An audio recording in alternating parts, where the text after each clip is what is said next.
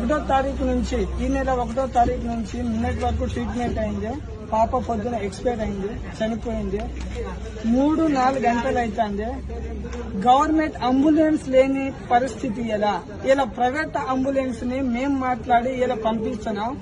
యదునగరం నుంచి 100 కిలోమీటర్ దూరం నుంచి వస్తే అంబులెన్స్ ఇలా శవాన్ని తీసుకుపోవడానికి అంబులెన్స్ లేని సిచ్యువేషన్ అంటే మన పరిస్థితి ఎలా ఉన్నది చూడండి. స్వాతంత్రం వచ్చి 75 సంవత్సరాలు అయినా కూడా ఇంకా ఈ స్థితి ఇంకా మనం జీవిస్తున్నామని అంటే దీనికి కారణం ఎవరు? మనల్ని పరిపాలించేటోళ్ళని ఎంచుకున్నది మన తప్ప.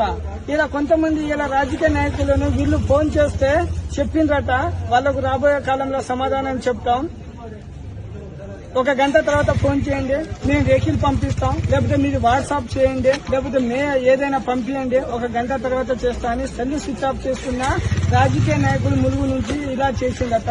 ఇది ఎంతవరకు రైట్ అండి? మీకు చేత కాకుండా నేనేం చేయలేదని చేతులు ఎత్తేయాలి. ఇలా 3 గంటల పాటు శవాన్ని పట్టుకుని ఒక తండ్రి నిలబడ్డాడు. సిగ్గుండాలి. ఎలక్షన్ అప్పుడేనా గుర్తు వస్తారు వీళ్ళు. ఇటువంటి టైంలో గుర్తు రారా మీకు? ఎలక్షన్ అప్పుడైతే ఇలా 5,000 అంబులెన్స్ అవుతాను కదా, 10,000 అయినా ఇచ్చి రెడీ ఉండేటోళ్ళు. ఎందుకంటే ఓటు కావాలి. కానీ ఇప్పుడు ఎలక్షన్